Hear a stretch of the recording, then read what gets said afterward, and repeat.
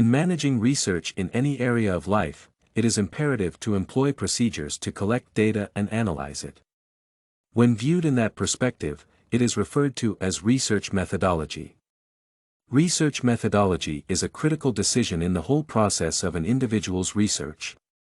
Developing one's research methodology is an essential aspect of a study plan.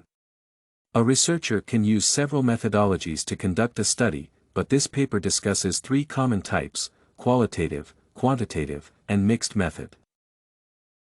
Quantitative research. In quantitative methodology, the collection and analysis of data described relate to numbers. Data collected from the field is compiled and expressed in terms of numerals. These numbers from the study are used to summarize the findings. If there is a need to interpret the collected data, tables of numbers are used, and graphical representations quantify the thoughts.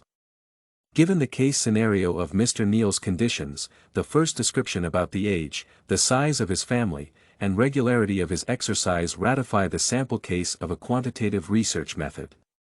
One of the most considerable advantages of this method is that it can analyze large quantities of data. Qualitative research. In the research process, elements that are not numerical are expressed qualitatively in any way. If the researcher has got such data, qualitative research is the only way to get along in that case. It is purely a description of qualities, it is the best alternative to settle for when coming up with the theories.